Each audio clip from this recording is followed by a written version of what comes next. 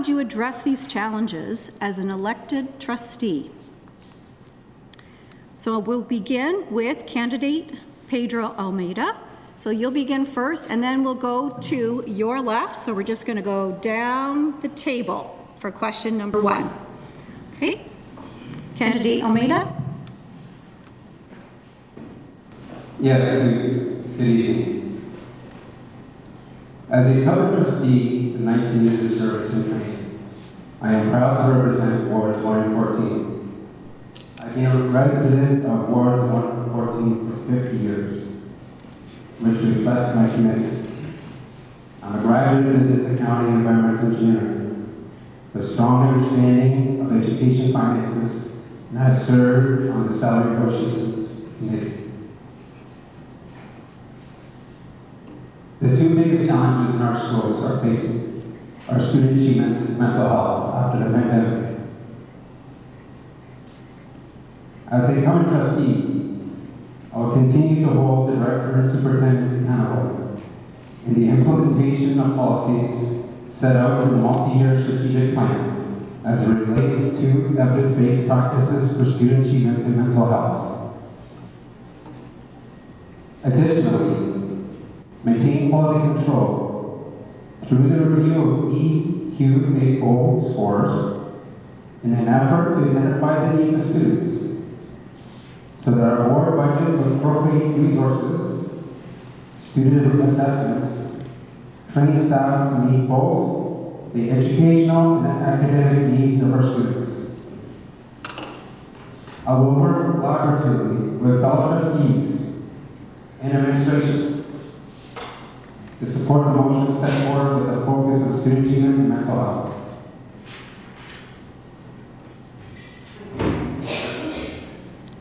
And I will listen to staff, parents, students, caregivers, and school councils to facilitate consultation communication at various levels of government so that our stakeholders are consulted before policy implementation. Thank you.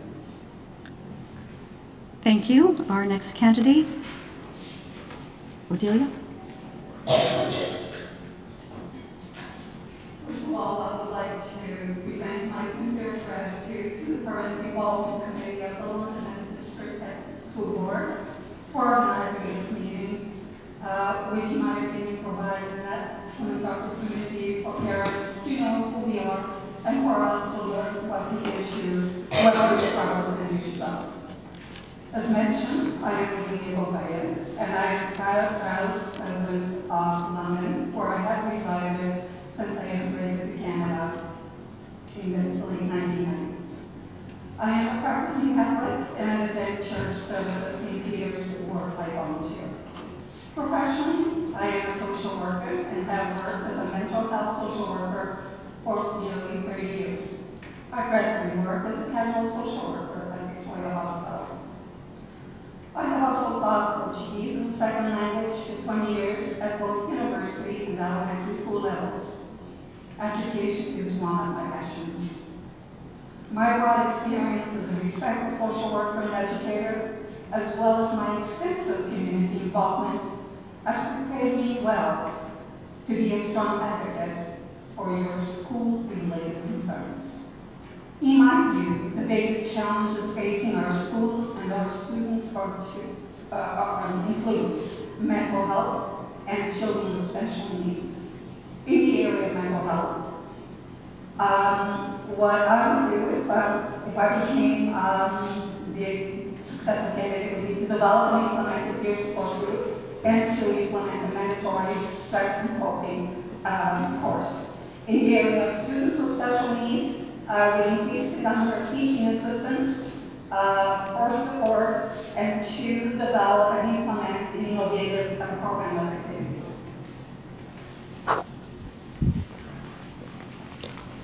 Thank you, Odelia.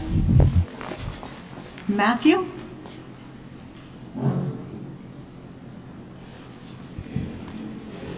Good. Okay, thank you. Good evening, everyone, and welcome. So my name is Gabe Pezuti, and I'm running for Trustees Board 114. So I'm a product of the London District Catholic School Board, having attended St. Catherine and Mother Teresa. During my time at MTS, I was elected student prime minister, which introduced me to the Board of Trustees for the first time in 2012. After secondary school, I completed my honors degree at Western and my master's degree in management from the Ivy Business School, and that is where I currently work. So our Catholic schools must be caring and safe places for both students and staff. Academic excellence is achieved through an inclusive partnership between the school, home, and parish. So Catholic schools need to continue to promote a strong link between these partners. For these collaborative efforts to be successful, I will ensure that our Catholic students can learn in exemplary schools and that every student needs are met. This is based on a relationship of trust, mutual respect, and shared responsibility. So, the first challenge. So we are seeing an increasing challenge recruiting Catholic teachers in London. More specifically, we are facing challenges filling classrooms with teachers trained to teach specific courses. So we will combat that shortage by looking outside of our region in areas seeing mass population decline and school closures, such as Toronto and the GTA, and offer employment to teachers from those closing schools and sell the benefits of relocating to London. And challenge number 2 is the siloing of decision-making at the trustee level is a threat to our school system. We would be ignorant to think that 8 board members are the only people who should be affecting real change, and we need to consistently be engaging with students, parents, and teachers to hear their process improvements. We will open up information sharing and ensure that our community members have the opportunity to be active change makers. Thank you. Thank you. Lucy, I believe do they need to move that little extra mic this in front of them? Yes, so Lucy, if you can grab that little yes and put that right in front of you, that would be Right here? awesome. Yes, Is that enough? I believe so. Oh, Yes, good. I thank don't you. have to use this? Oh, thank goodness. Well, you need to use both. Oh, I thought to, Sorry. Alrighty, I was hoping to avoid, this here. Okay, so good evening, and thank you for coming out and taking from your time. So my name is Lucy Alves. I'm running for trustee in wards 5, 6, and 7. I'm an alumna of Western and Wilfrid Laurier with a master's degree in social work. And for the past 20 years, I've worked in child and adolescent mental health and addictions at the hospital. And for further information on my platform, you can always follow me at Insta, which is at Alves Trustee 567 for further information about my platform. So I just wanted to use this time to really answer those questions that were posed to us. So the first one is I believe the biggest challenges we have facing our board is pretty similar to what some other people have already announced today. So the fail to fill staffing situation that is occurring in our board, which results in our staffing shortages, causing issues in coordinating staffing, filling absences, and of course safety concerns with fewer staff, right? The second issue from a mental health perspective, as I know everybody's probably going to highlight that tonight, is the exacerbated inequities for students in the margins. The pandemic has definitely widened the achievement and engagement gaps for students who are experiencing intersecting forms of disadvantage. How to address some of these challenges as an elected trustee. So primarily I'm looking to set or hoping to set long-term strategic goals and priorities through our multi-year strategic plan, which is a requirement of the board to have under the Ministry of Education, regarding standards of practice, ensuring consistency and monitoring student outcomes and efficacies. Trustees function as a whole, as was mentioned, and therefore we have to make decisions collectively. So based on this knowledge and knowings, an elected trustee, I would have to work collaboratively with my fellow trustees to proactively address all these needs, including increased consultation, communication with the Ministry of Education and the board and stakeholders so that we are heard and proper screenings are done and that impacts of staffing are addressed. Thank you. And Fancy? Sorry. Thank you. Good evening, dear parents, children, and my fellow contestants. My name is Bensi Matthew, and I live in northwest of London, and my contestant area is wards 5, 6, 7. And when I think about my educational background, I have 3 master's degrees plus 1 B.Ed and 1 M.Phil. And I have been teaching in Canada, and I am running an institute, like education institution in the northwest of London, which is called Abidus Academy. So that's about my background. So the first challenge or first question I was asked by the parents when I met them was, we have a funding issue in the London Catholic School Board. Because everything happens through money. If we don't have enough money, then we cannot have enough teachers. Then we cannot have enough school buildings. But I asked them one question back. So do you think that the money is to come from only from the parents or the taxpayers? And if there is a shortage of money, then who is to complement? Then they said that the money is to be complemented by the government because they have the pool of money. So if there is a shortage of fund, that is the biggest challenge that we need to find out. Money is there, but it is not flowing into the system. So if it is to flow into the system, where is the loophole?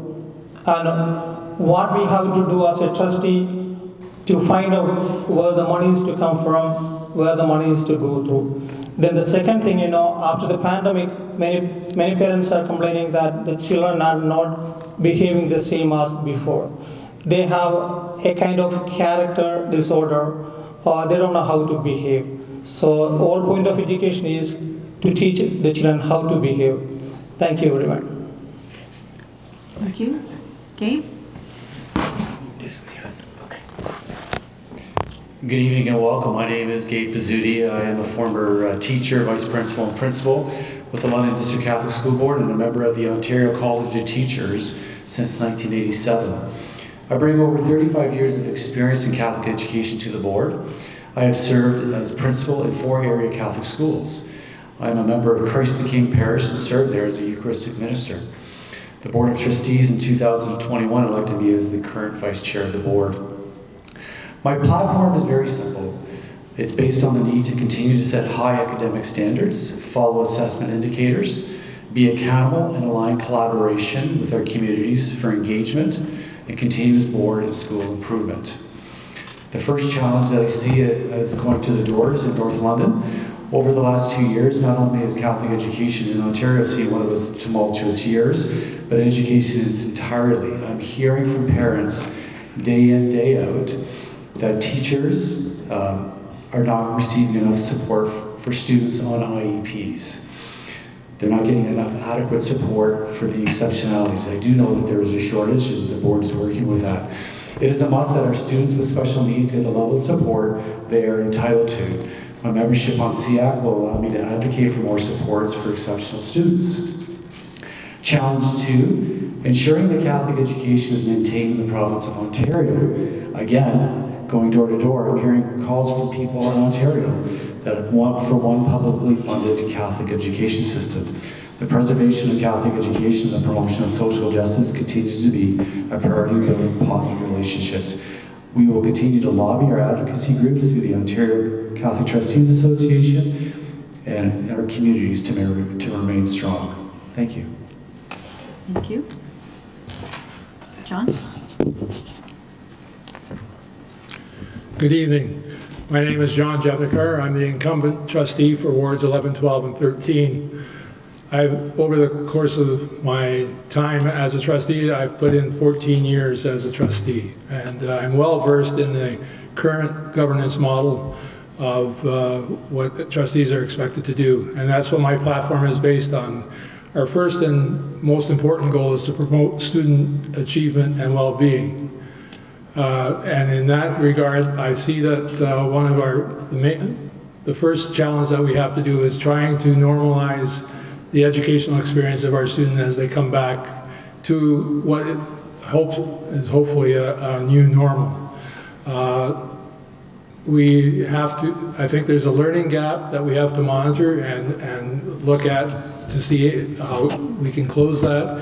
And also we have a mental health behavioral issue as well that we need to look at. And we are doing that in terms of adding resources and as much as possible in that regard as a board of trustees. Secondly, this will also impact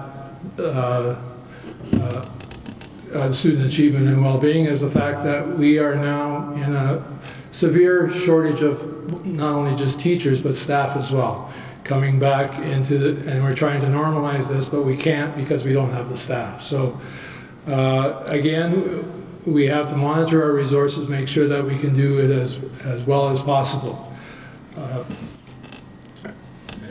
the increased enrollment is the exacerbating factor in this, in that we have 1,000 more students than we expected coming into our system. That's equivalent to 2 or 3 schools, and we have a staff shortage already, and this just makes it that much worse. Thank you. And Paula. Good evening, everybody. My name is Anna Paula Alves.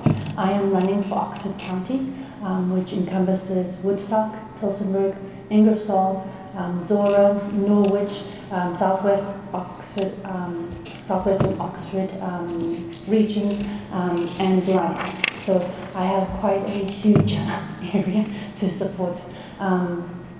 I am a product of the Catholic School Board system. I went to CCH as a high school student, and then I went to Fanshawe College and George Brown College, where I have numerous diplomas, and I currently work as a service coordinator and child advocate for children with special needs, mental health dual diagnosis, and medically fragile children. So my day-to-day is based in advocating for their needs, for their rights, and being included and inclusive in their day-to-day activities so that they can achieve their best achievements. For me, I think a little different from everybody else. For me, I see the 2 biggest problems within the school board is one is the disproportionate funding for rural schools versus urban schools.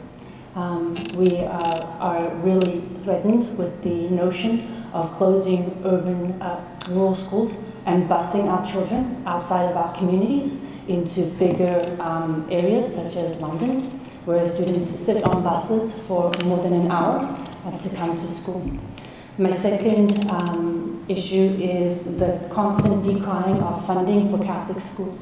So not only do we not get enough funding to provide the supports we need for our students, for their mental health, for their special needs, and just in general our students, but we also have a community and a society that continues to decry the funding of our entire system as a whole. And I do think that that needs to be addressed, and we need to be able to look and see how we can make a difference in that area. Thank you. Thank you. We will now move on to the subsequent questions. So the candidates have not yet received any of these questions. I will first read the question, and then I will let you know who's going first. If you would like me to repeat the question, I'm happy to do so. So question number 2 is, as an elected trustee and a steward of Catholic education, what will you do to ensure that our schools remain inclusive and welcoming communities that continue to impact the educational and faith formation journey of children and families for generations to come? I'll repeat the question one more time. As an elected trustee and a steward of Catholic education, what will you do to ensure that our schools remain inclusive and welcoming communities that continue to impact the educational and faith formation journey of children and families for generations to come? This time we will start with Anna Paula, and then we will go to your right and go down the table. Thank you. So if I'm elected as a trustee, fighting for inclusion or working in a collaborative manner for inclusion is something that I've been doing for the past 20 years. I've been doing it at the school board level. I've been doing it at the medical level with hospitals. I do it for the justice system in courts. I do it across the board. It is what I do every day.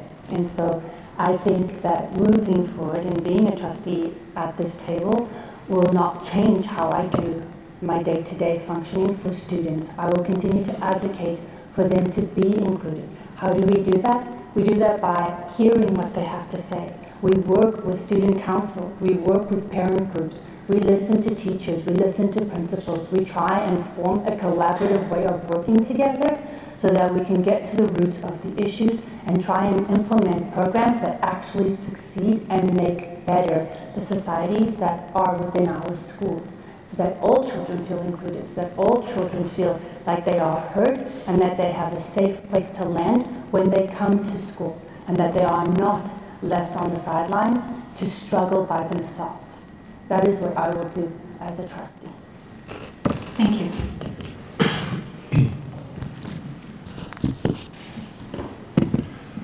Thank you. This is quite topical.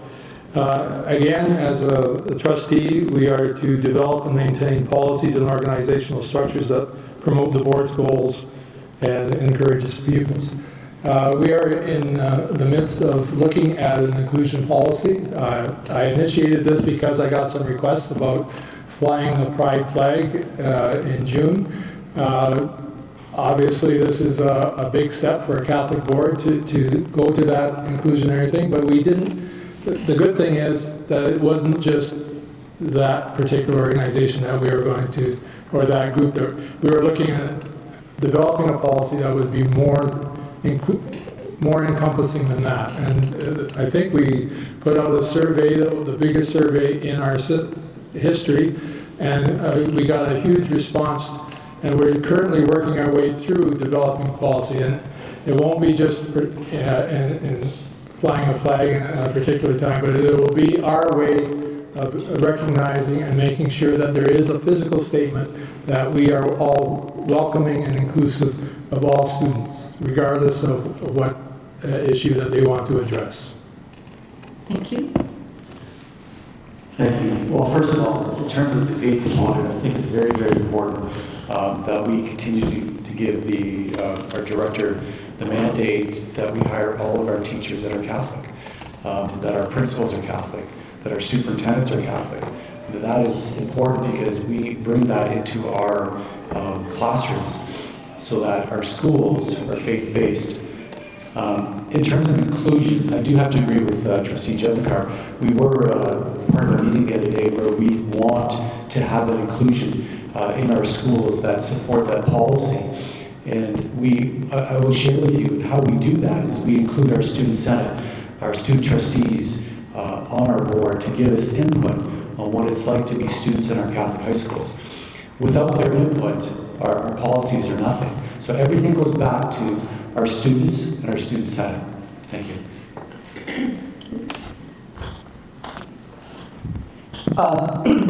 If I'm being elected as a trustee for the Catholic School Board, my first idea would be to make sure that the faith formation classes are mandatory in the school. So we want to make sure that all the teachers are coming to teach, they belong to a Catholic and they are following Catholic values, not only by name but by their actions. So that is one thing that I want to make sure that that's happening in the school, mandatory catechism classes or faith formation classes. The second thing is we should be able to welcome all the students who are coming to us as Catholics, plus we should be able to accommodate all of them. That should be the inclusion policy. That means we should not make any student unhappy telling that we don't have any space to sit or we don't have any facility to accommodate you. That would be my second thing. So about the third thing, we want to make sure that there's a difference between public and Catholic schools by educating them in this way. Thank you. Thank you. Oh, thank you. So inclusion for me means about being seen and heard. When I talk with my daughter about her school, when she's in high school now, and I ask her about what does inclusion mean, and she says, well, Mom, I look around and it's wonderful to see that our Catholic school system has students from every walk of life. Every representation is at the Catholic system. And I said to her, yes, that is what inclusion is. That everybody has a place and a space in Catholic education, and they can choose Catholic education if they want to, right? And so it's nice because she has a different experience of high school to the one I had, which was predominantly, people that look like me. And so she's experiencing all variety of cultures that come through our wonderful system, because they understand and recognize that Catholic education has more to offer than religion classes, right? That we are accepting, we are inclusive, and we want you here. We're going to make a space for you here. It doesn't matter what that looks like. We are going to make a space and place for you here in every aspect of school life, whether it's on student council, with school board trustee, membership, right, with our students. We have a place for everybody in Catholic education. Thank you. Thank you. So I think inclusion is all well because of the definition of it, and having a very diverse student population is one thing, but that isn't inclusion. Inclusion is coming to school and feeling like you're welcome, and inclusion is coming to school being able to speak your mind with no fear of judgment, regardless of who's in the classroom, if you're a minority population or if you're in the majority. Inclusion is all about making sure that when you're speaking, you're heard, but you also feel comfortable to walk the hallways and present yourself in a way that you want to present yourself. And so that starts obviously with us supporting through governance, I guess is our main role as a trustee, supporting people like Vince, supporting our student trustees, to really go out there and spread the values of what we want to see our London District Catholic School Board really be promoting. And so then it just trickles down from there. And like I said in my opening speech, it's really coming down to what is at the ground level and who is advocating for themselves, and how can we support through governance to really ensure that, like I said, they can walk through the hallways regardless of who they are and present themselves in the way that they want to present themselves. Thank you.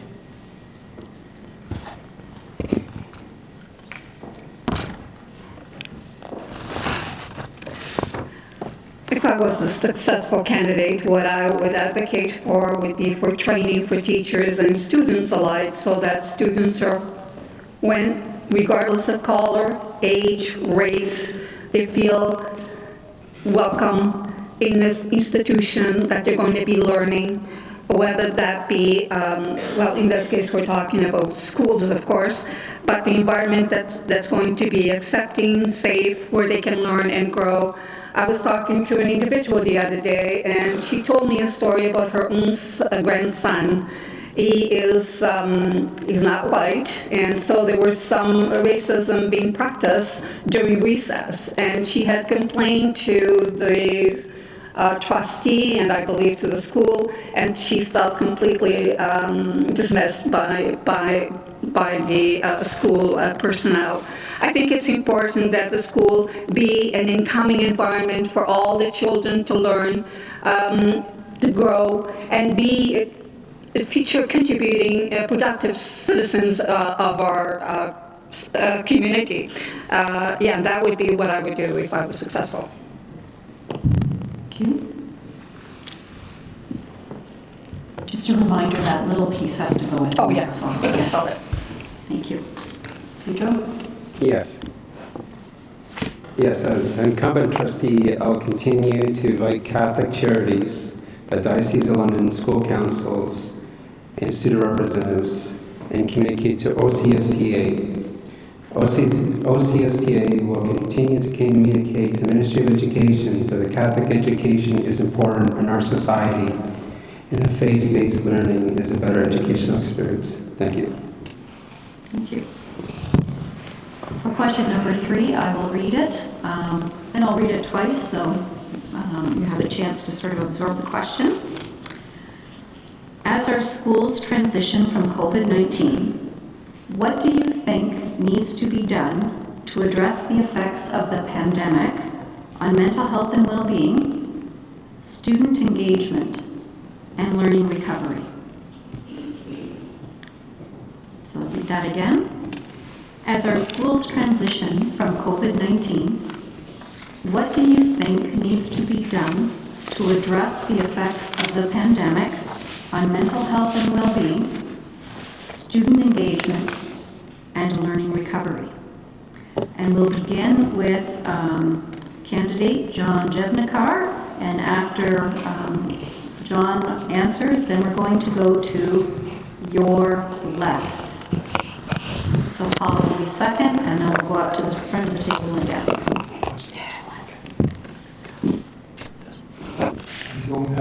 Oh, you need the little piece, yes.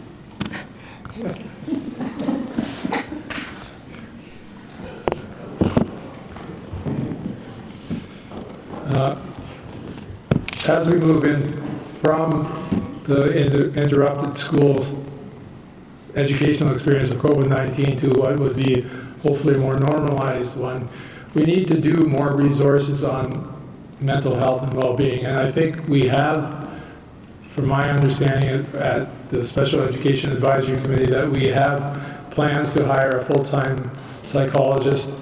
I mean, it doesn't seem like much, but we do what we can with the resources that we have, and we are going to direct that.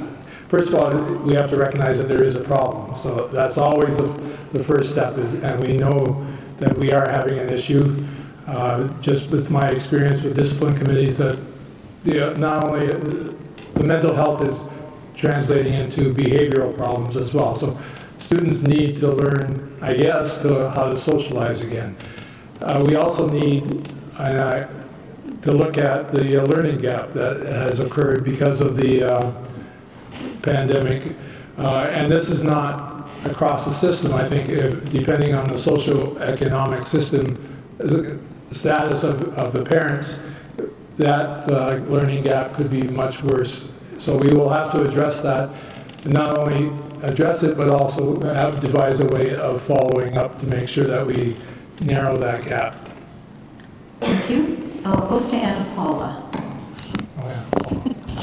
This way. There's a system, you'll figure it out in a minute. So coming back to school is always a bit of a challenge for children. The transition is never easy, and given that this transition has taken place with being home for more than 2 years, with a lot of starts and stops and starts and stops, it has given children on some level resiliency to be able to cope with the ups and downs of what they've experienced through school, but on the other hand has also given them a lot more anxiety to what the future may hold for them. When I look at the budget set for the school, and I look at the 25 million that's set aside for mental health, I have a lovely saying that I always say, and it's something like this: if you always do what you've always done, you always get what you've always gotten. And so we can't come to this school year with these new issues at hand and think that the ways of the old are going to be the solutions for the ways of the future.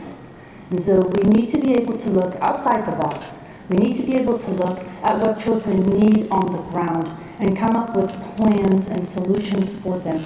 And while policy guides that, sometimes policy doesn't guide it properly. And so we need to be able to speak to those that are at the front, that are the frontline workers who see the day in and out of what children are struggling with. Not only children, youth, young adults, and even parents. Thank you very much. And as we move the little microphone, we have the other one going there as well. Pedro, you are next, but that little microphone is on its way down the table.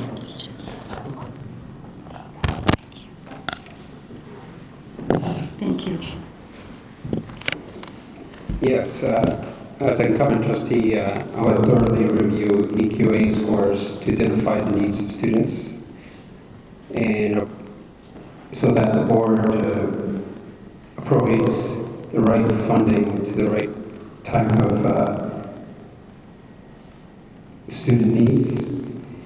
Also, student assessments will assess the students that need help in math and English, and then we'll redistribute the resources to them. And also, we need more training with our staff to meet student achievement. Thank you.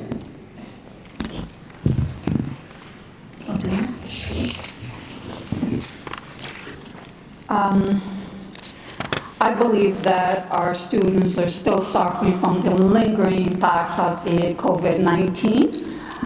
I believe that as educators, it is paramount that we identify their learning and their mental health needs. In fact, that is part of my platform.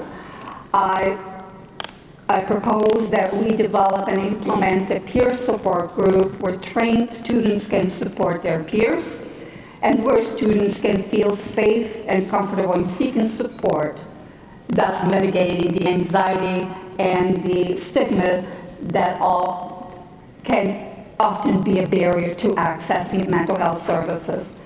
I would also like to implement or see implemented a mandatory stress and coping course for all students so that when they leave their 12th grade, they will have a toolbox which they can go to cope with the real world once they leave their grade 12 education. Thank you.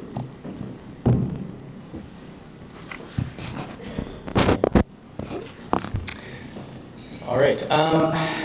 Yeah, so I really think that obviously students missed a lot of time because of the pandemic, but it didn't all fall completely away. But I think making sure that we're staying in school and educating our students in class is extremely important. Reinvesting, I think, and analyzing what we're investing into student support will be extremely critical. But like I said in my platform, it's really up to those in the schools reassessing what the students need in terms of support, whether it's psychologists, whether it's more social workers, whether it's EAs, whether it's more teachers teaching those specific subjects. Like I mentioned, we have to have that collaborative nature, and I think that's what's going to really thrust us into this next evolution in sort of what high schools and elementary schools are in 2023 and beyond. And so yeah, like I said, it's all down to a collaborative effort, but I guess in our opinion, in terms of governance, we need to be open to the fact of allocating more budget and ensuring that we're going to specific areas in which we see the most need from our teachers, students, and parents as well. So, thanks.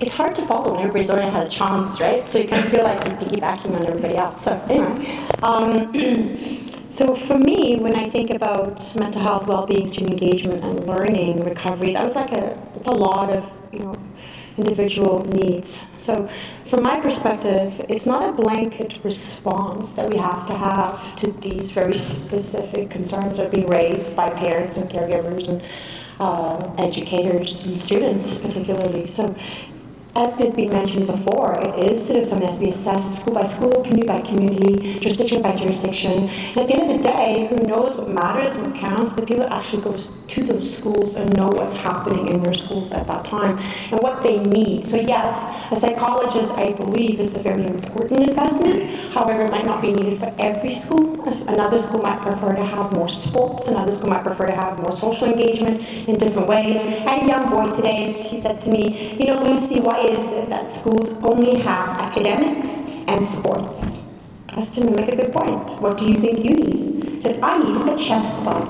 I said, how are we going to go help you get a chess club? 10-year-old boy, I need a chess club. We'll help you get that chess club. I'll work with you, your mom will work with you, and we'll get you that chess club. Thank you.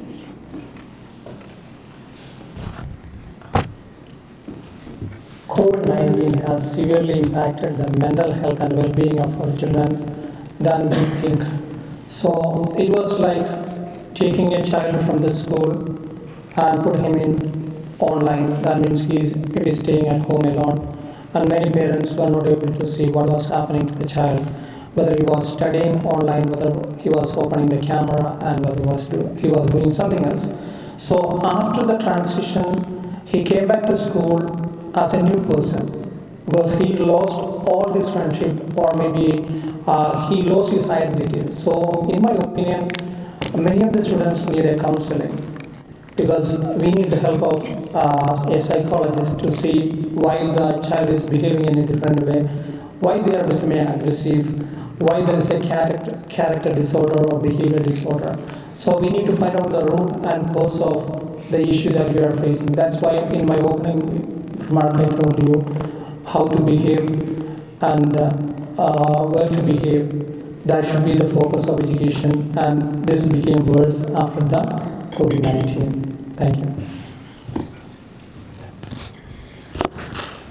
Last year, sitting on the discipline committee with the board, we felt that we were meeting quite a bit with expulsions. And the committee went back to the board, to the principals, to say, what is it that we can do to support our schools better? And this year, thank God, I haven't seen any that have come my way. And I'm hoping that those recommendations that went back to the high schools in terms of with supports, because we have wonderful vice principals and principals who are trying very, very hard in our secondary schools to receive input from us. Saying that, mental health is such a big piece. I had a conversation with a family from St. Catherine Siena when I was going door to door. This child was in grade 8. He was practicing his cross country, and he had ran 14 miles a week to get into cross country, and the day of the cross country, there's no buses. It is a staffing issue. We're having staffing issues, so we're trying to address those, and now we have an issue with students not going to having their student engagement. I do want to say that our schools are really picking up in the support of nights where they're having math and curriculum nights. We need to continue to do those for parent engagement and student learning. Okay, we are now at question number 4. What concrete actions do you think need to be taken to support, promote, and facilitate equity, diversity, inclusion, and human rights initiatives in our schools? So I'll repeat the question. What concrete actions do you think need to be taken to support, promote, and facilitate equity, diversity, inclusion, and human rights initiatives in our schools? And I'm going to call on candidate Lucy Alves to go first. And when Lucy has answered, Lucy, we will go to your right. So Lucy will need the microphone, the big mic, and the little mic.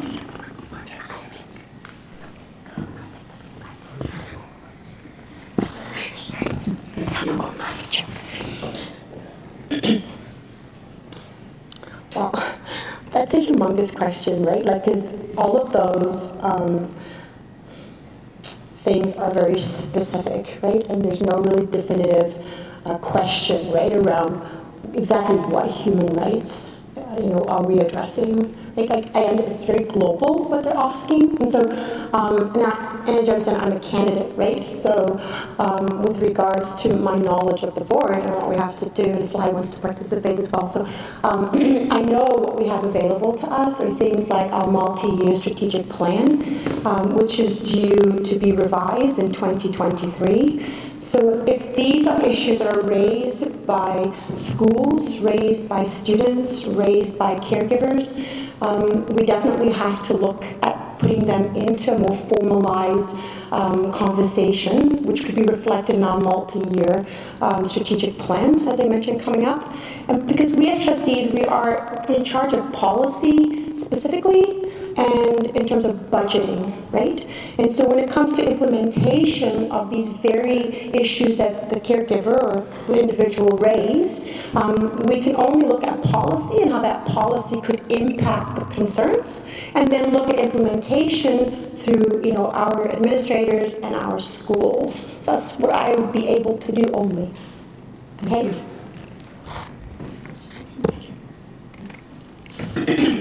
Yeah, so in terms of concrete actions that I think we really need to address, and something that I think the Ivy Business School is doing super well, if I could take take something from them, is ensuring that we have a specific individual, maybe a director or another superintendent, that is solely focused on EDI.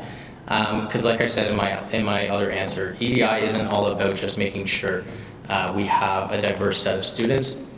but it's making sure that they're being able to walk in the hallways and being able to present themselves in the way that they want to present. So having that individual whose whole responsibility is making sure that the inclusivity is being implemented at the school level is one thing. On top of that, I think there has to be, from students to superintendents to also parent involvement in terms of a full EDI council. So that can also be elected, or that could be sort of positioned. And I think, there is a fly up here, but I think it is super important to have that ongoing discussion, but also, like I keep bringing it back to, taking on advice and taking on sort of real life, real world scenarios in the schools that we're advocating for, and making sure that, one, we're taking in and addressing what actually needs to happen, and then making sure that there's a full feedback loop from the students all the way to the parents, back to the trustees, and the superintendents who are actually trying to implement these changes. So I think that's where we can have concrete action in terms of the council. Thank you. And also the parents. Inclusion is part of my platform, and I think that it is something that we all need to pay close attention to in our education, in our institutions, how we deal with that. I'm not well informed as to what exists in terms of policy around those issues. I think I would, in order to provide a better answer on this issue, I would like to know what the policies of the board are around human rights and inclusion. But as I said earlier, it is paramount that schools be a place where students can feel who they are and can learn and grow and be their potential. Again, that's the comment that I can offer you at this time without having knowledge about the policies that the school board has on those issues.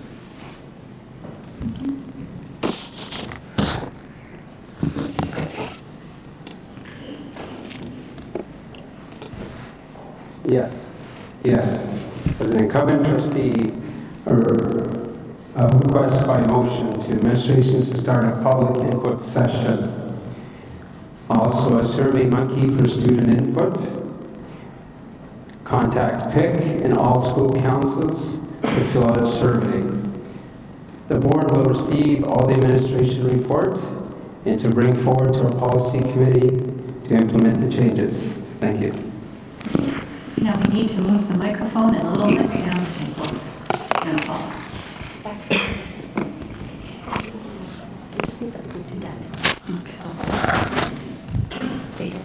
The doodad.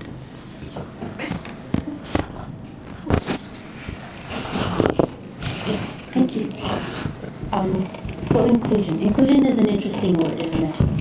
So we talk about inclusion of students and teachers and principals and working in collaboration.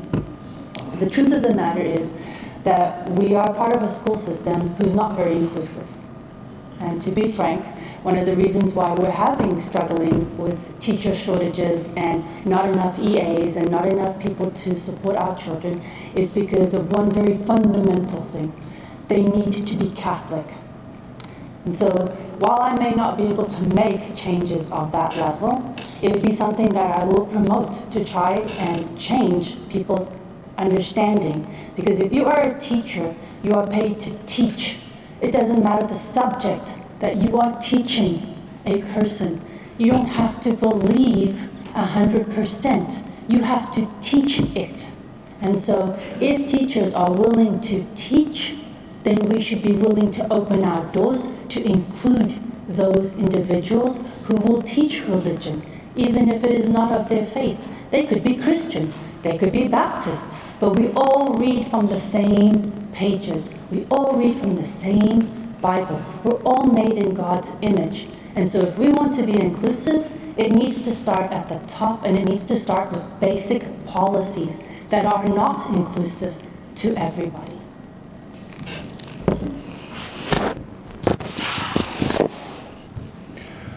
What we have to remember is that we are an inclusive system.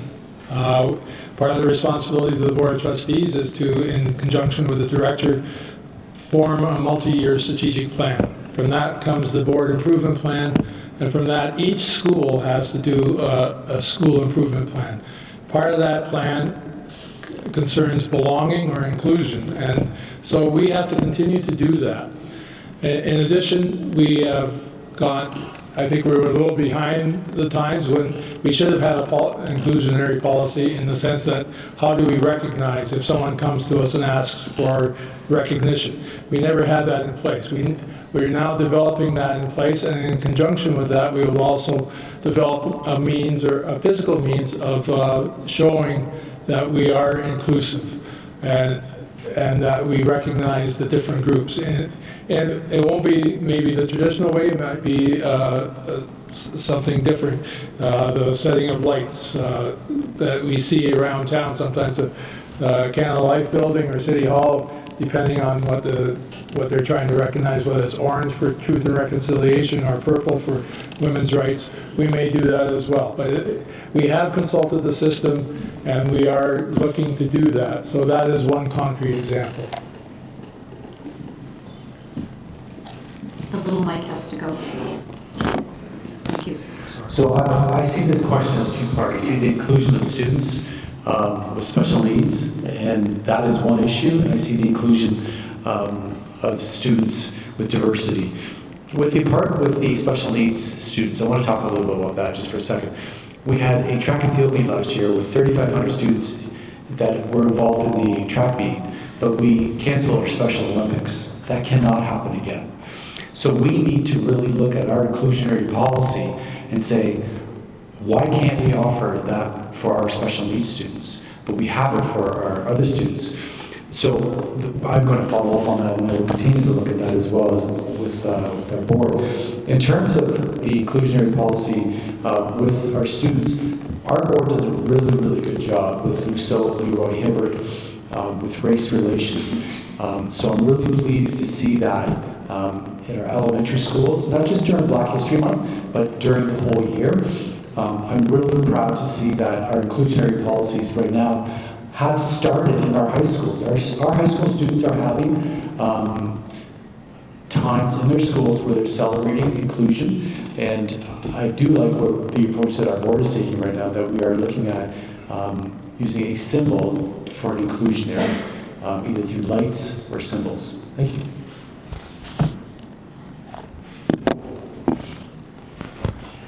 Canada is a great country because of its multiculturalism. We have been accepting many people from many different countries.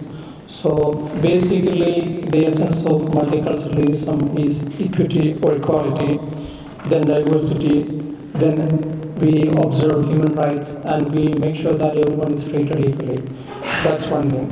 So we are making sure that we are not making any difference in race, as well as color or the background where they are coming from. That's about the equity. About the inclusion policy, as my colleague said, I think we need to find out sources and support to make sure that students with the special needs are taken care of. Nobody should be neglected or ignored when we are conducting something. Everyone should feel comfortable and happy in our schools. So we should have a general inclusion policy. Plus, I want to see this thing objectively, not as subjectively. So objectively in the sense that everyone should feel right and equal in front of others at the same time. Thank you. Thank you. We're now on question number 5. As an elected trustee, you are a champion for equity. Can you please comment on what you would do to advocate for improved support for students with special needs? So I'll repeat the question. As an elected trustee, you are a champion for equity. Can you please comment on what you would do to advocate for improved support for students with special needs? And we'll begin with candidate Odilia Gouveia. And Again, this is an issue on my platform.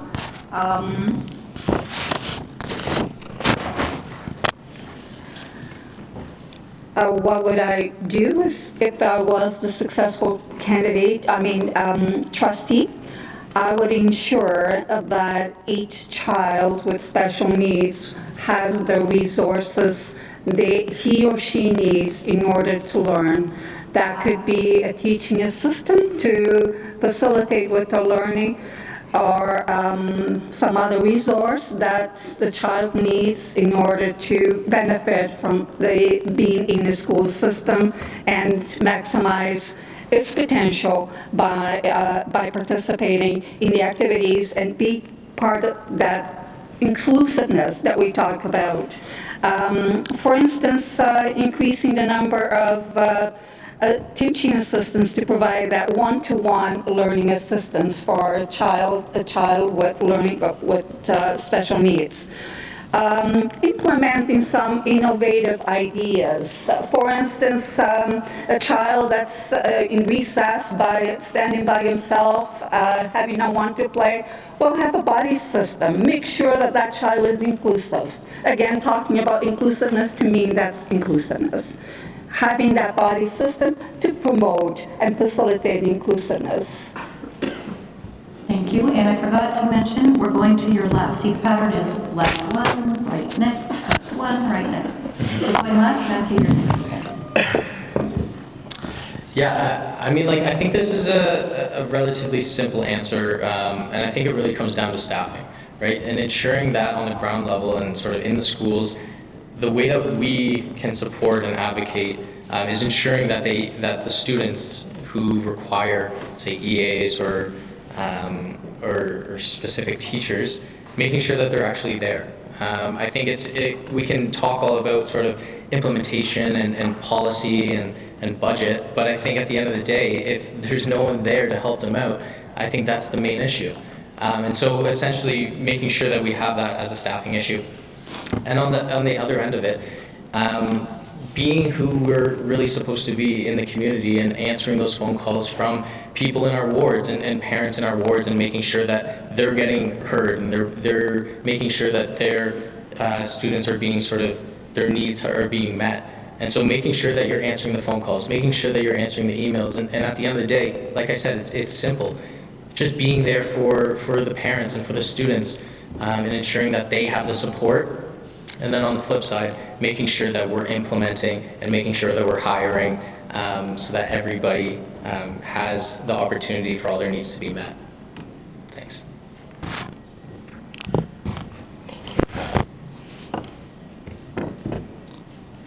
So I often get concerns raised by parents around special needs for their students with regards to IEPs and sort of the honoring of IEPs, which is where we start the system going in terms of getting children identified so that they can get the supports they need within the classroom environment, not just the classroom environment, but also out in the community to help them. So, as an incoming, or as someone looking at this from the perspective of working with children and youth, the IEP is the place that we have to start.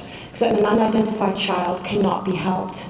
And it doesn't matter how many resources we throw at the child. If they are the wrong resources, the wrong supports, it's not going to help that child any. If anything, it makes them feel worse, makes them feel centered out, makes them feel like children are judging them. And children talk a lot about judgment. And so we have to make sure that that's where we start. And if it means, looking at resources for trained professionals to start the ball rolling, fantastic, but I know schools are strapped, and so IEPs are not always honored, and not always followed through it, and they're not always started for children. So that would be my first start. Thank you. First of all, we need to identify students with the special needs, what kind of a need they need, whether they need psychological support or physical support. Plus, we need to increase the funding to have enough staff to support them. So they should never feel neglected. That is one of the things. They should feel, the students with the special needs should feel that they are equal with the other students. So they should be having a congenial atmosphere in the schools where they feel respected, whether they feel where they feel accepted and where they feel approved. So in order to do that, we need enough support, like one-to-one support sometimes as teachers or supporters with the students with the special needs. So the main thing I think is to have enough staff so that we can make sure that these kids are supported psychologically, and if they need a kind of counseling, we need to arrange that to increase their self-respect and self-esteem. Thank you. So I'm going to go back to the bus driver situation where the bus driver couldn't be there to take the kids to the cross country. We're having that same situation with our special education. When the EA is sick, we don't have anybody to replace that EA. That is a huge concern. At CF the other night, we were speaking to the fact that we have about 340 EAs, but we need about 26 more. So we've gone the whole month of September, and we're short about 26 EAs. So we need to continue to lobby the government, to lobby for more money for our schools, because right now we don't have enough staff. In terms of opportunities with our board, when I looked at the last couple of years, the changes, not only have our students with special needs, but I look at students that are gifted. We've made major changes to our giftedness program, but we still haven't been able to really help students that are gifted. So we need to look at better ways to help not only students with learning needs, but the students that are gifted. And I think that whole department really needs to be looked at as well. I also think that if we can get more EAs into our schools that support our IEPs, our students are going to be feeling more comfortable. Thank you.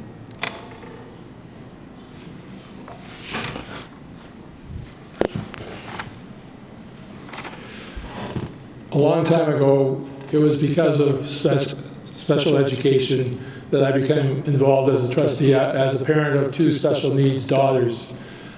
And at that time, we were not an inclusionary board. We had this constant fight between congregate class and inclusive. Over the years, we have moved to becoming an inclusionary board. So there are no more congregated classes. And in fact, prior to the pandemic, we were moving, I thought, in a very good direction in the sense that the classroom teacher was the center of the classroom. He or she were responsible for the whole class, regardless of the students in it. And what we were doing was moving resources to the teacher as they needed them. The pandemic, I think, has put a little bit of a hitch in that, in the sense that special needs kids were really affected more than others. But I think we're moving back, and we, as a board, spend more than what we are allocated in special ed funding. We always have. We always advocate for more, and in the past, we have been a model such that people have come from around the world to see how we did it. And I hope to continue on that model in the sense that what I've learned is that every student should have an IEP because every student is unique.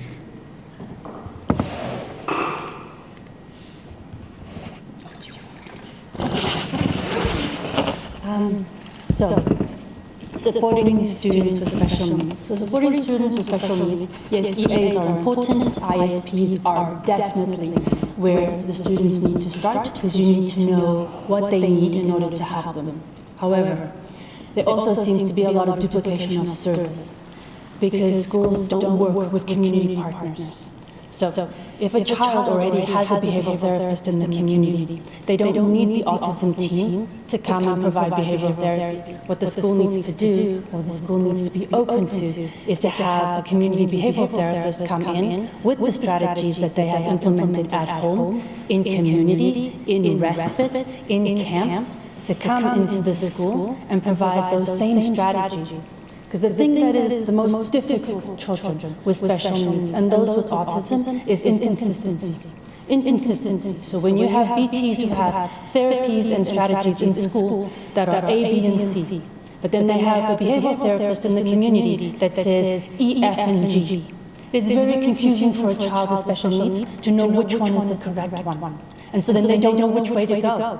And so if we're not sitting at the table with community service partners, if we're not sitting at the table with those in the community who help these children outside of school, because school is not the only arena in which they have a life, then it doesn't make sense at all. And that is what I do. I bring community, I bring agencies to schools. And that will be the end of me. Thank you. And microphones go down the table to Pedro, please.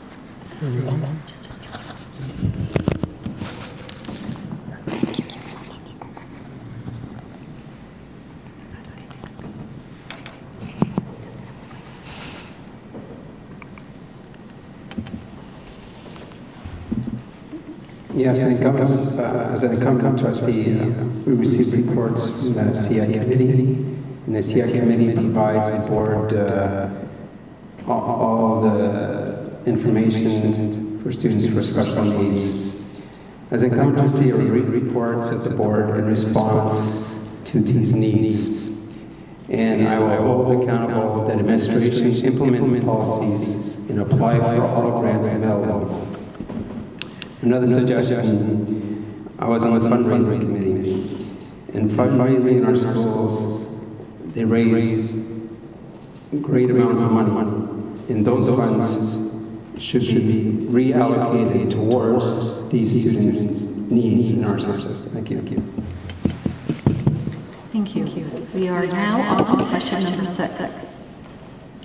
How would you, as a Catholic School Board Trustee, support and strengthen the triad of home, school, and parish? I'll repeat the question. How would you, as a Catholic School Board Trustee, support and strengthen the triad of home, school, and parish? And we'll start with candidate Gabe Pezuti, and when Gabe is done, Gabe, we will go to your right. You can pass that little microphone down.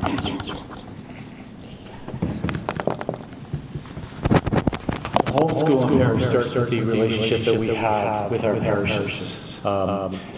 We need, obviously, again, our parishers to come into our schools to work with our young people, in particular in our sacrament preparation, our First Communion, and our confirmation candidates.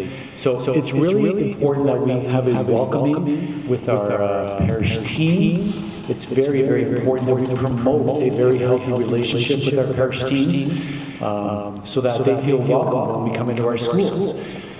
I know that part of the concern is that it's very difficult to get our priests to our schools for our sacrament preparation. I really do think it's important that our schools communicate as best as possible with our parishes so that they know exactly what is expected of their students, so that when they go for their confirmations, they know that they need to attend classes. To strengthen that, open and honest communication and dialogue, and a staff that is willing to work with our parishes and our ministers. Thank you.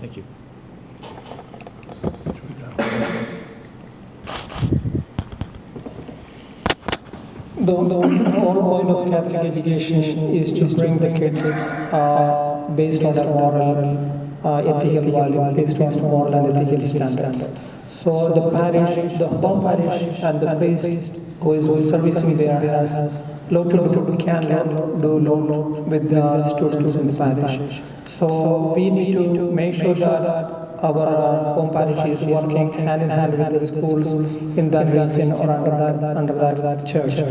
So in my opinion, we want to make sure that the priest is coming to the school at least once in a week, and to have a moral class or educational class that will bring the students back to their level of value-based education. So I think it is essential to find out time for the priest to come, and as a trustee, I want to make sure that this happens in the school, so that we may be able to bring the students up into the standards. Thank you.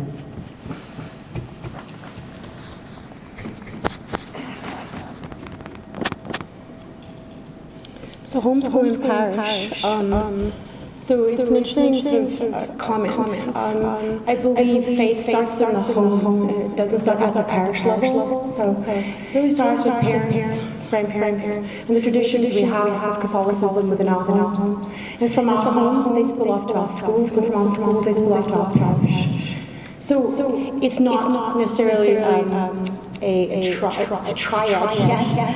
But as parents, caregivers, we are in charge of Catholicism for our children, and the school supports and maintains that, and the parish gives us guidance and gives us scripture, gives us gospel for us to live our lives. And so yes, they intersect, but it starts with the home and spills over everywhere else. That is my firm belief, and that's what we practice in our house. Thank you.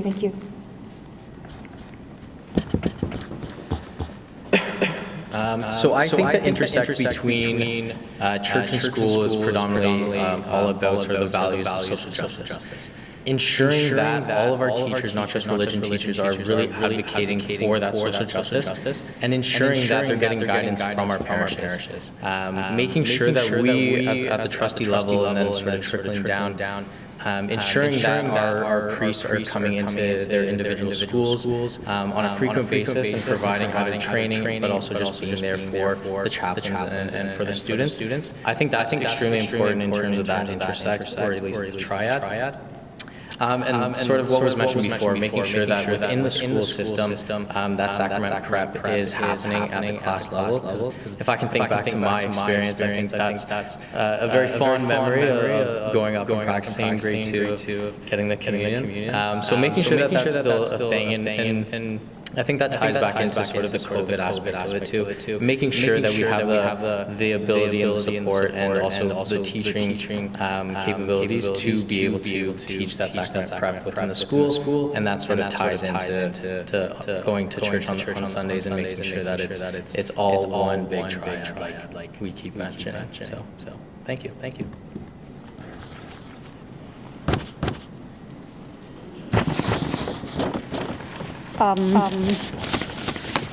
The maintenance of the Catholic values in school is also part of my platform.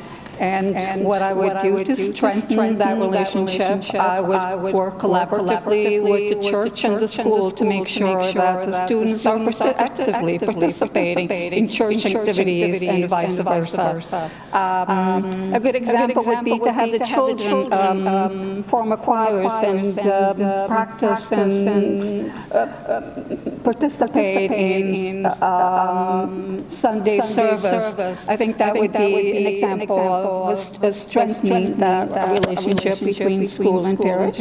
And of course, also having the priests promote the very essence of all cultural Catholic values to make sure that we don't lose the values that are so much part of the Catholic school system.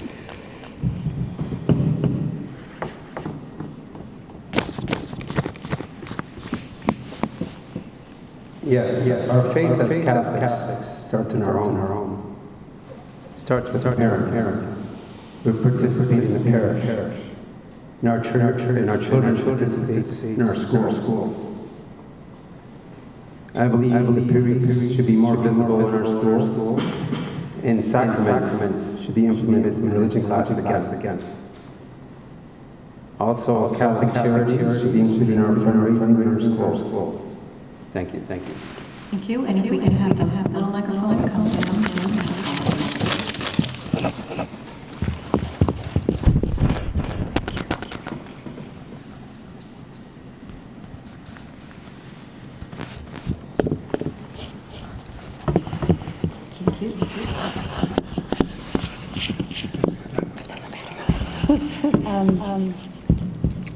Intersecting home, school, and church.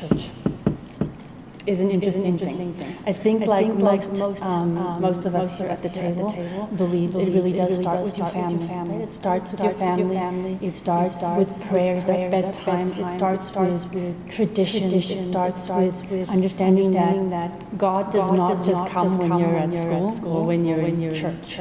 You can talk to God at any time. You can have a conversation and ask for help no matter where you are. And I think those are the things that we need to teach children and teach individuals, is that it's not just at specific times that you can speak or try and get guidance from God. It is at any point in time where you find yourself in crisis that you can reach out for help.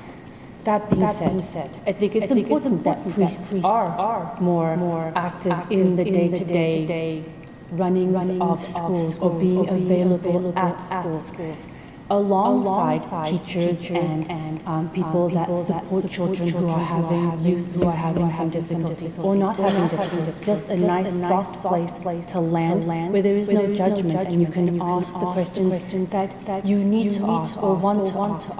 I think between parents, school, and church, if we can all be on the same page with the same messaging, then that should help children with the guidance of doing the day-to-day living in the name of God. Thank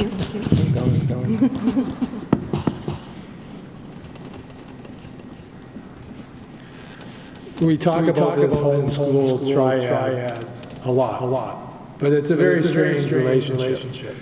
About a third of the adults in Ontario identify as Catholic, but a very small percentage of those practice their faith on a regular basis. But at least at the elementary level, they are willing and want to send their kids to school, to our Catholic schools, in order that they at least learn about their faith. So that's very important. And that relationship at school with the parish has changed over the years, in the sense that at one time the teachers were much more responsible for teaching the faith, and then it became the parish teams that came in, and now there's the best way of supporting this triad is with dialogue, to see what happens, and so that the parishes realize that their churches are full when there's a school event that has a mass.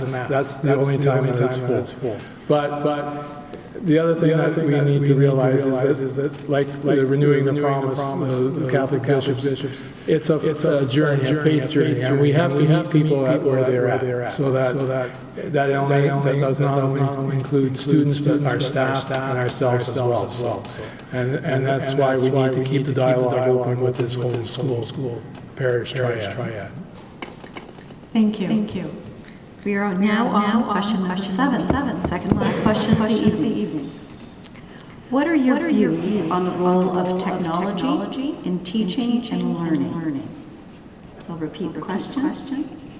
What are your views on the role of technology in teaching and learning? And we'll start with candidate Benzie Matthew. And Benzie, when you're done, then we'll go to your left.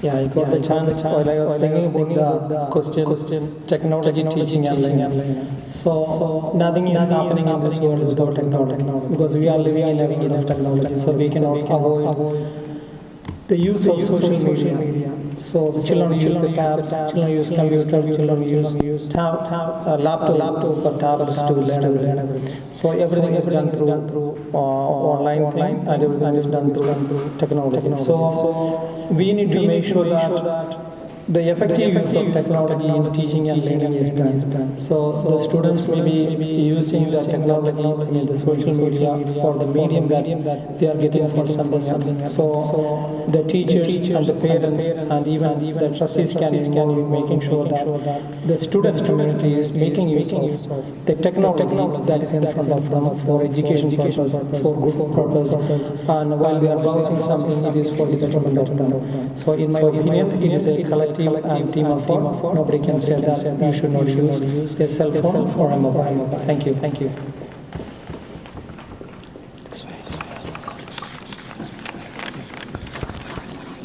Oh, sorry, we're going to your left. If it wasn't for technology in the last 2 years, the students wouldn't be able to learn. We really need to compliment our IT department. They did amazing work getting that many students, 22,000 students online. So saying that, our students right now are doing wonderful with IT. But it's only based on the Wi-Fi. So our board continues to work with Wi-Fi, continues to improve the Wi-Fi. And as the board of trustees, we need to support that. I still think that we need to be very, very careful how we roll out technology in some of our schools and some of our high schools, and how we are managing that. It's important that all of our students have the capability to get technology. If they are able to afford the technology, our board needs to provide that for them. And I know that during COVID, our board did provide that for them. Teaching goes hand in hand. All of our students right now do have access to technology, and as a board of trustees, we need to continue to monitor it, make sure that it's used excessively. Thank you.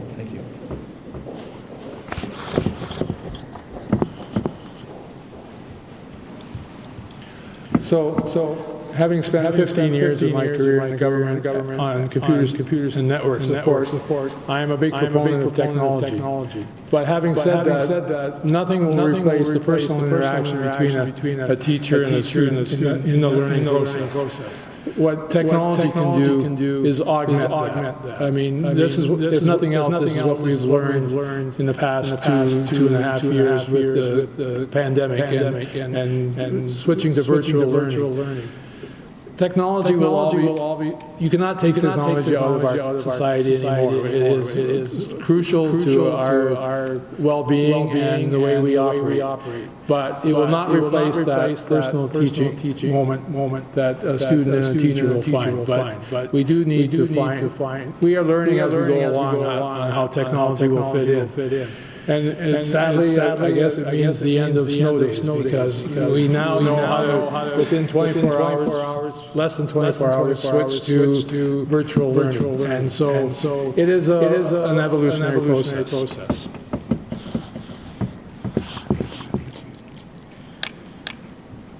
So like many have said here, technology in schools is absolutely imperative. I am a student of technology. I walk in with 2 cell phones. So it really isn't, it's hard to imagine not having this technology at the tips of your fingers as you need it when you need it. Most students require technology to be able to do research, to be able to do projects. And where we would have to go to the library and look at index cards to find the book to go and find what we need in a particular paragraph. You know, students don't do that anymore. They go to the World Wide Web, they go to Wikipedia, they go to all different kinds of places. So this technology is necessary. But in order to use this technology, you need to have your basics. You need to know how to read. You need to know how to write. You need to know how to do math. You need to know how to do the numbers. Because you can't do technology without your fundamentals. And so, yes, teachers are important because they teach the fundamentals. Because from there, children can fly. They can have the wings to explore anything they want on social media, on technology. But they need to know how to do it. And that's where teachers and EAs and supports come in to give students the roots to learn on what they need to know so that they have the wings to fly, learn, and go and find things that will broaden their horizons, broaden what they think could be the possibilities of what their future might be. That's why I feel technology is important. And if we can microphone to the end of the table, down to Pedro.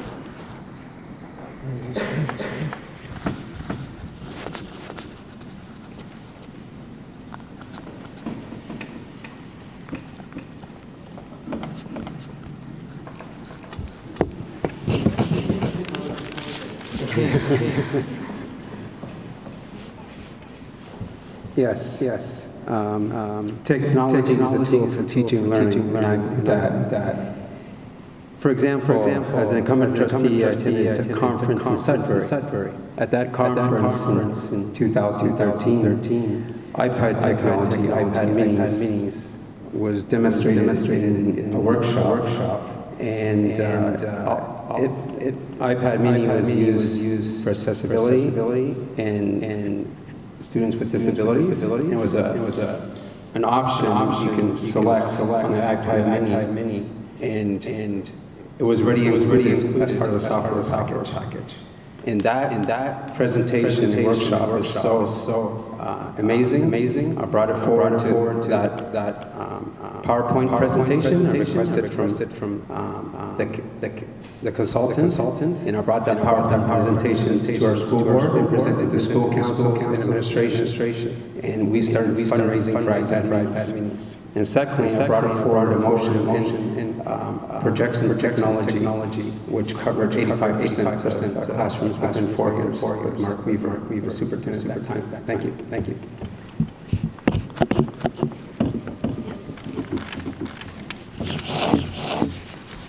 There's no doubt that technology has become such an integral part in our lives. We can't do anything without technology. That is the reality we live in. My view about technology, there's pros and cons about technology. Of course, we just went through a couple of years of the pandemic where technology plays such a significant role in facilitating virtual learning for our students.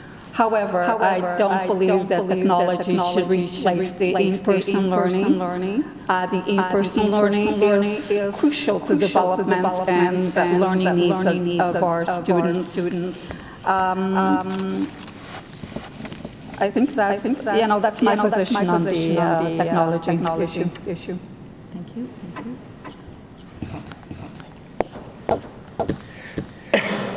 Okay, so I have three things that I want to make sure that I mention. One is reinvestment, two is computer science, and three is equity. So reinvestment, I think, is a one thing that is a tangible impact that we at the trustee table can do for technology, like was previously mentioned.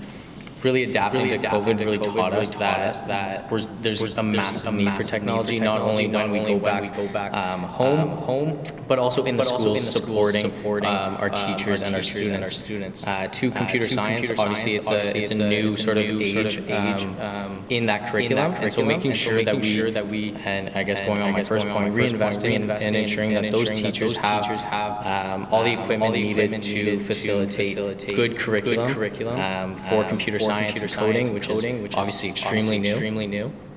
And then equity. And I think this is extremely important, making sure that we have equitable opportunities for everybody to have laptops, tablets, and accessibility. If our curriculum is going, say, with Kahoot and with sort of in-person surveys or at-home homework for computer science, for example, making sure that they have the technology and the tools in an equitable manner.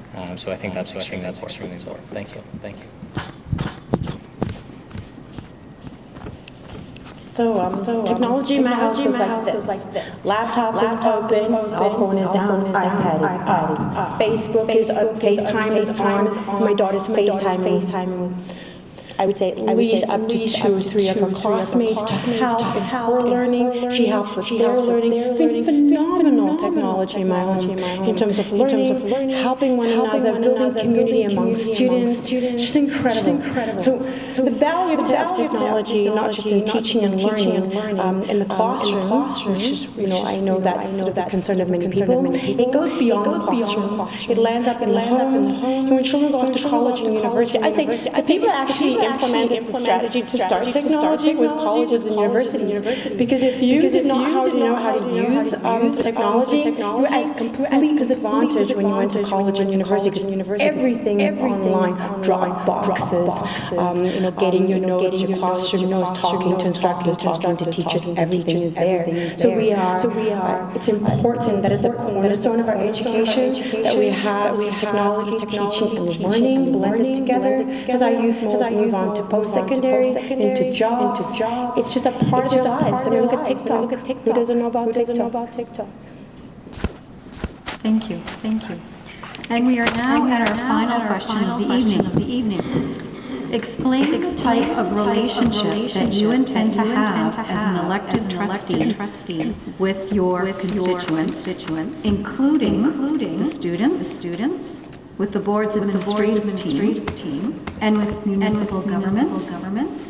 And please explain why. The big question. I'll repeat that.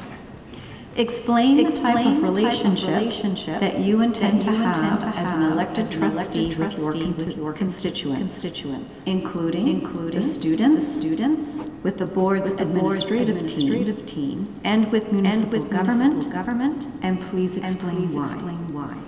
And we will start with candidate Matthew Pezuti. And Matthew, when you're done, we will go to your right. Sounds good. So I believe that this position truly is a community position. Like I said in my beginning speech, to be ignorant at the fact that 8 people can sort of have all decision-making power for the board is just that. And so I think a working relationship, one-on-one relationship, picking up the phone, answering those calls, answering those emails, and making sure that you're not only taking on parent concerns, but I think more importantly, celebrating the achievements of the students, going to graduations, going to sporting events, going to plays. I think it's extremely important to be visible, and be there in every good, bad, ugly scenario that the students are working through in their 4 years in high school and then in elementary school as well. So I think one is just sort of being present. But also working with the parent councils.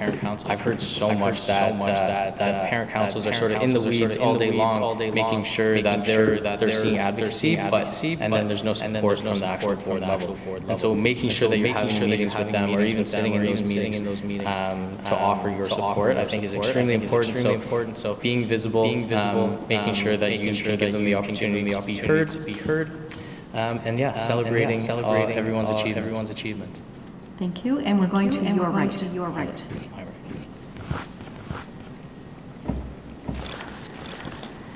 If I'm successful in my candidacy, what I would like to do is to strengthen the relationship between schools and the various community organizations by, as you indicated, by participating in various community events and functions, for instance, churches and schools and community centers.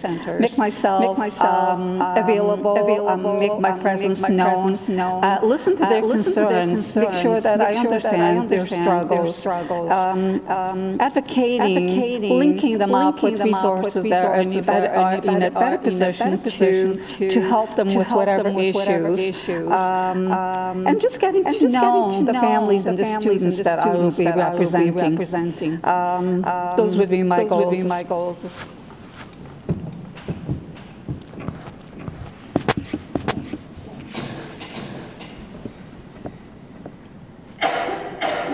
Yes, my type of relationship with the parents and students is a personal relationship. Because I hear the complaints in my neighborhood.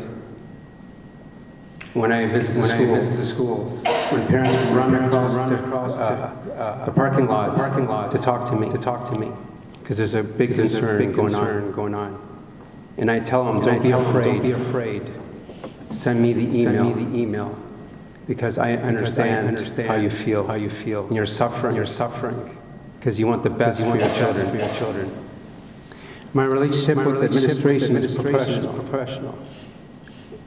They are hired to make the board function properly, and take care of all the concerns for student achievement, and well-being. So that's a professional law. In my relationship with municipal government, I communicate example, busing issues, and I communicate with city councilors, communicate with the mayor, and so on. Thank you. We can bring the small microphone down to Anna Paula. There's a microphone right there.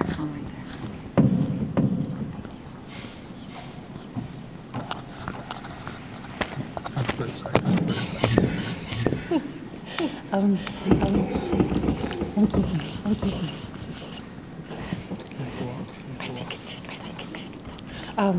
So I think if I'm a successful candidate for Oxford County, I hope to have a collaborative relationship with my constituents. I hope to have a collaborative relationship with the parent groups. I hope that I will be invited to student council meetings to hear what they have to say, to parent groups, to see what needs to be done, what can be brought forth to a table, to a board, and what sort of things we can work on together.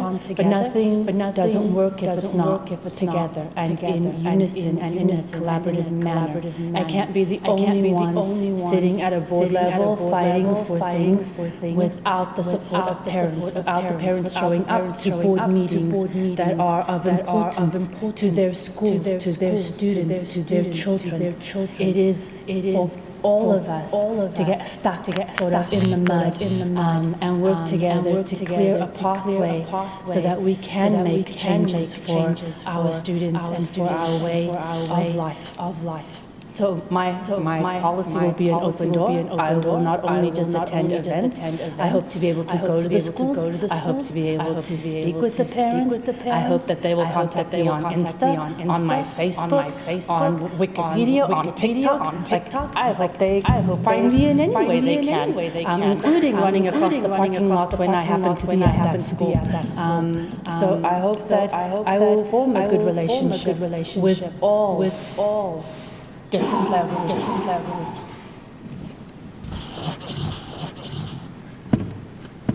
I am a proponent of the governance model, and I realize that as an individual trustee, I have no authority. My authority comes when I sit at the board table with the rest of the trustees, and we determine what's best for our system. Having said that, I know that people do have issues, and they do come to the trustee that they elected. I've learned over the years to take the information from them and then to find out the other side of the story as well. Sometimes it works out for the way that the constituent wants. Sometimes it's the way the board is. I know that. We hire these people, we pay them lots of money, and they're the ones that know how to do the job. There are issues sometimes that I can mediate on, but my view is that the board has one employee, and that's the Director of Education, and we direct the system through him. I deal with superintendents as well, because I feel that they're at the same level, but I do not get involved in the operational side of the board, and I do not get involved below the superintendent level.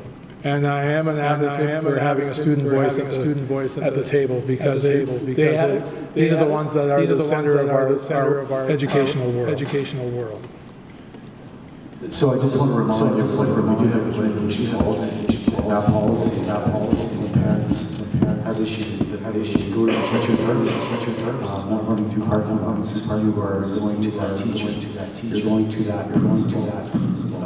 You are going to that's been done, follow that model. It's really important that we support students, especially we have culture fest, football games. There are so many things that are going on. We need to be present. We need to be visible. We need to visit our schools when we are allowed. We don't walk in, visit them. And it's really important that when we do go to the schools, we're there for a purpose. And we have so many wonderful things going on. At the board level, I do have to agree with Trustee Jeffrey. We're there to support the director. We only have one employee, that is the Director of Education. And it's very important that we listen, guide him along the way that he does with us. Municipal government board through the Ontario Catholic Trustees Association, we continue to lobby for things in our schools. And we do that with our student trustees as well. We have students on our trustees, on the board of trustees, and we listen to them. Thank you.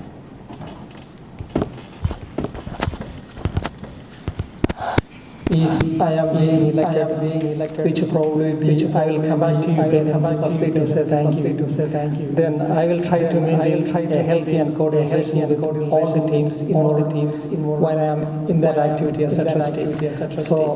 So many of the parents, many of the students concerns. So I promise them I will come back to you even if I win or fail. Doesn't matter. So even if I fail, I will support you, and I will try to bring in my own way the issues to the board.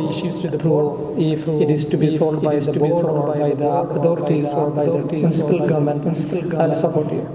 Then next thing I'll be doing constant contact with the parents as far as possible. I got promise that they will be voting for me.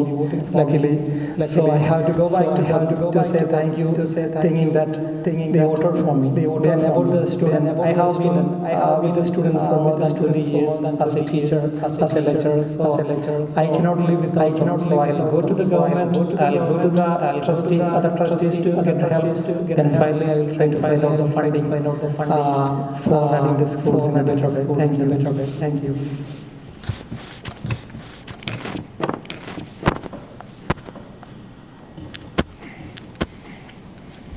So the role of trustee, as has been mentioned often, okay, all right, is policy, and budget, and also, as we keep mentioning, our only employee is the Director of Education. And so, of course, through our director, we will then sort of have to alert if there are things that constituents are bringing to our attention. And like was mentioned before, I think every door is a door that the constituents can walk through, whether that's using the communication, a strategy, you go about doing that, whether it's contacting the trustee directly and superseding that.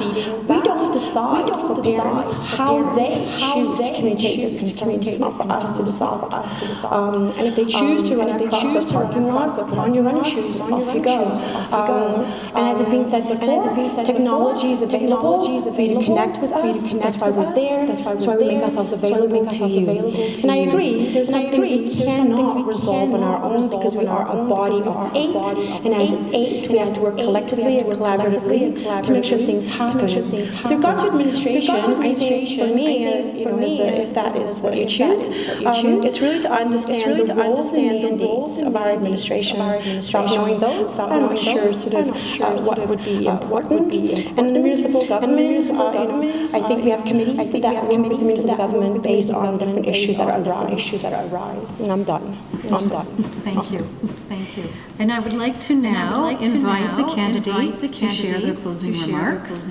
Each candidate will have 1 minute to share their remarks. And we're going to start with Anna Paula at the end and go down the table list.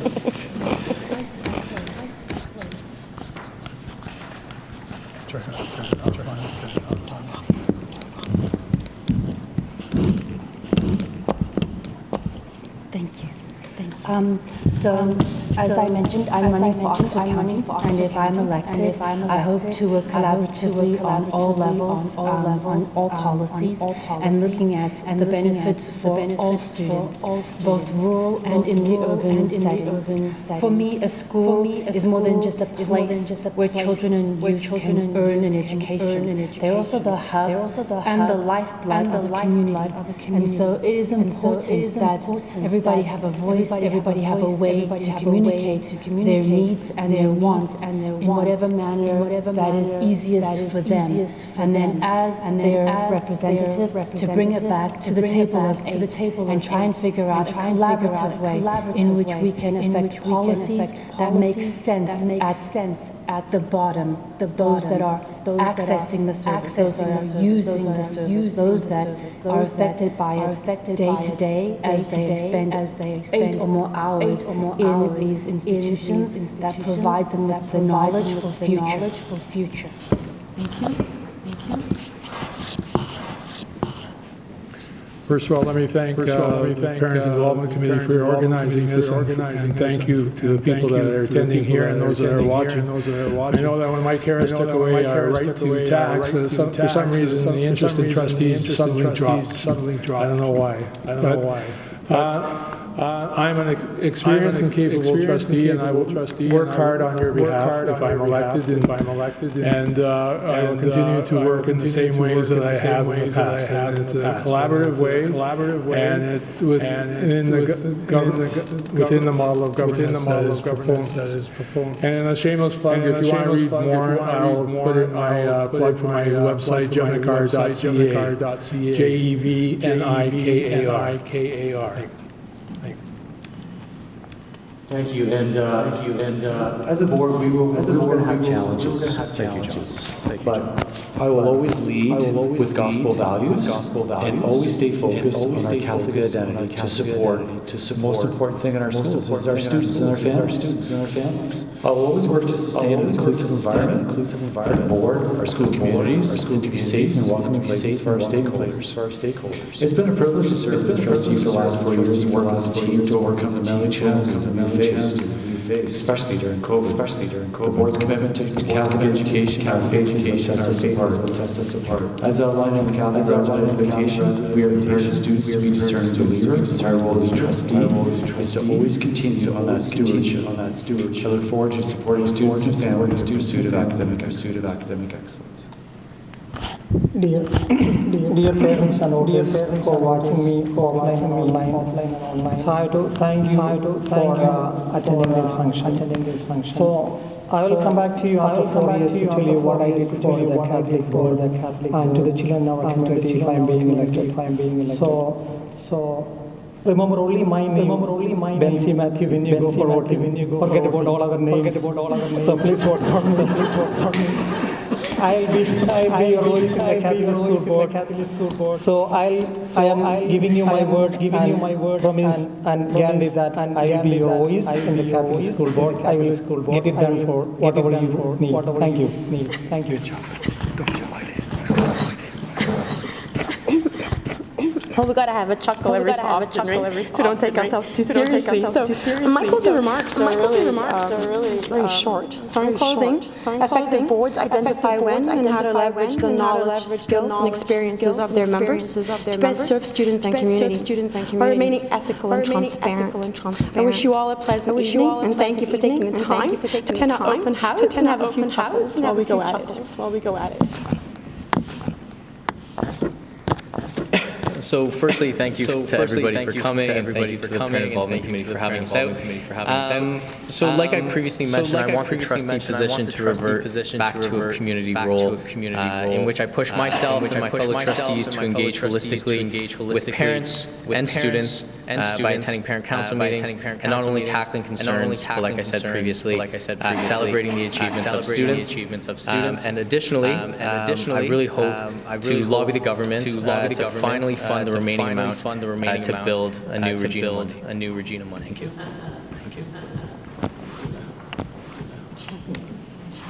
Again, I thank everyone for being here tonight. This has been a very interesting exchange of views on various topics affecting our school system. I look forward to being the successful trustee and to work collaboratively with school board, parents, students, and community partners to better meet the needs of our students. Yeah, thank you.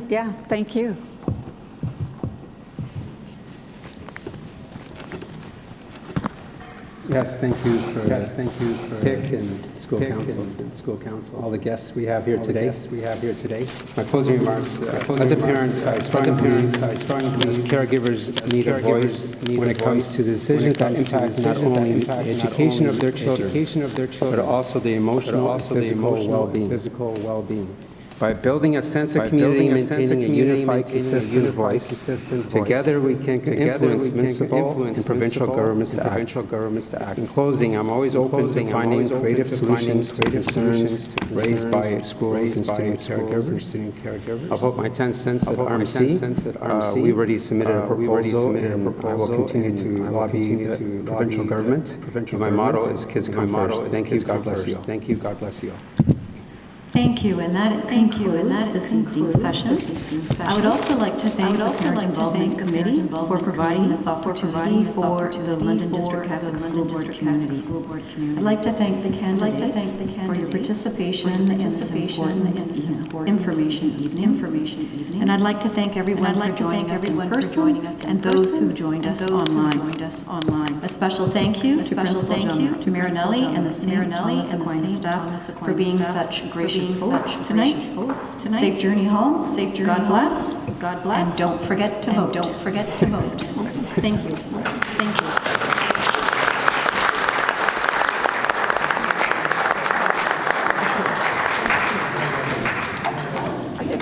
You did. Of course you did. Of course you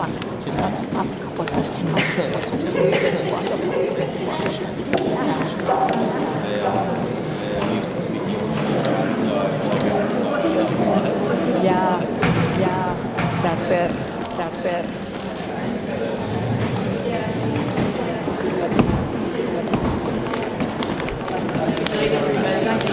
Night. Have a good night. You too. I've seen you. No, thank you very much.